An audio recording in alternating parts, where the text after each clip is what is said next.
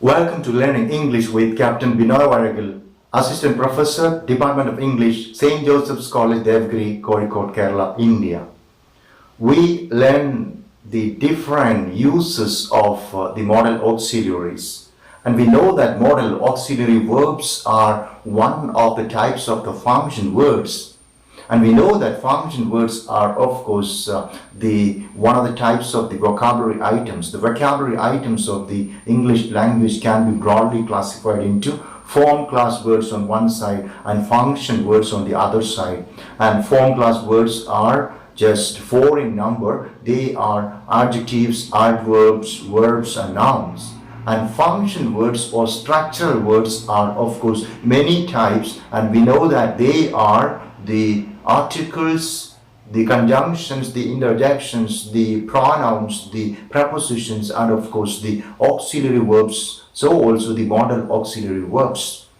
And we are just specifically learning about the modal auxiliary verbs in this lecture series, and previous lecture we learned about shall, should, will, would, and of course today we are learning about the modal auxiliary can.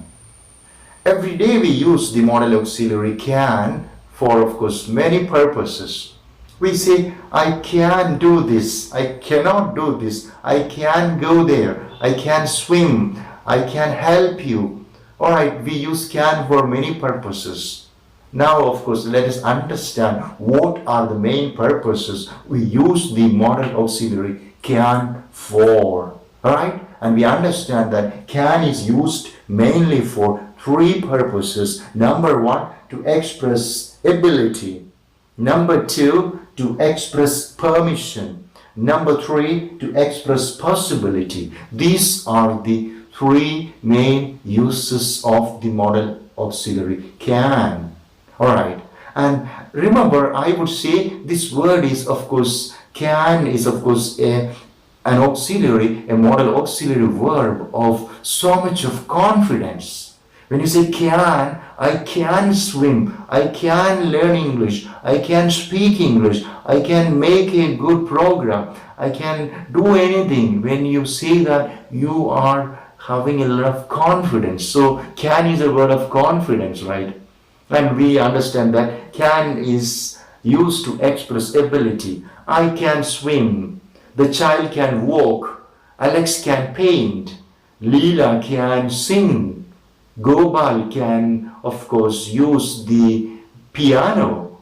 Alright, in all this is, of course, we have the expressions of ability. Alright, now we move on to the second use of can, the modal auxiliary. Can is used to express permission. Can I go now? Can I take the book? Can I help you? Can I take this bucket? Can I borrow your umbrella? All this is, of course, right, asking permissions or expressing permissions, right? Expressing permissions, right? So this is the second use of can. Now we are just learning the third use of can, the modal auxiliary. It is used to express possibility. Can you climb to the top of the mountain? It's a possibility. Can you? It's a possibility. Can you climb to the top of the mountain? You can play on the ground. It's a possibility. You can play on the ground. You can play on, of course, the deck of the ship. It's a possibility again. Alright, if you are in a ship and just having a cruise, of course, you can play on the deck of the ship, right? You can play in the beach, right? You can play in the beach, or rather you can play on the beach. Alright, all this is, of course, expressing possibilities. Okay, so with this, of course, we can just conclude the very understanding of the uses of the auxiliary verb, the modal auxiliary verb. Can is used to express possibility. In fact, can is used to express permission. Can is used to express ability. I can swim. Now permission, can I go now? Possibility, you can play on the ground.